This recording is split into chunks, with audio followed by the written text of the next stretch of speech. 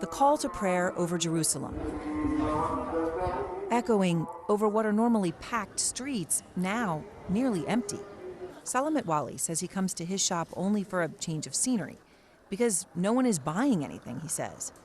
Palestinians telling us they're afraid of Israeli police, essentially living under curfew. They have crossed all the red lines. They use force and arrest people for silly things like a photo on your phone. Young children were the only people we saw out in any noticeable numbers, because young men are afraid. We went to talk to them in East Jerusalem. They were terribly afraid to speak on camera. Muhammad told us, "God make you happy," a way of saying, "I'm sorry I can't speak. If I do," he adds, "I'll go to jail." And one of them showed us why they believe this. This is a TikTok video on his phone. It's gone viral among young Palestinian men. He says Israel is planning a new law to revoke citizenship or national ID for anyone who supports terrorism. And it's true, Israeli cabinet officials are proposing such a law. And to these young men, it means they can be arrested for anything. They tell us they'll go to jail if they have a Quran verse on their phone home screen, or if they post a picture of a dead Palestinian.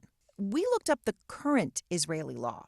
It reads in part, anyone who commits an act of identifying with a terror organization, including through publicizing praise, support, or affinity, waving a flag, showing or promoting a symbol, or showing, playing, or promoting a slogan or anthem, the judgment is 3 years imprisonment. In fact, since the war began, Israel has already arrested many hundreds of young Palestinian men, giving the simple explanation that they're, quote, affiliated with Hamas. And the fear is pervasive.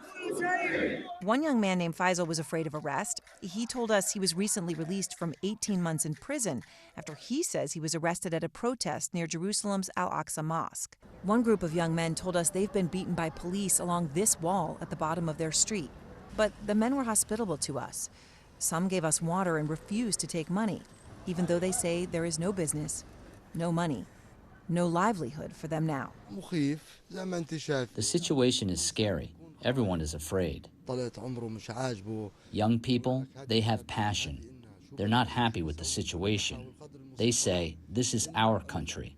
What are they going to do to us? This is ours.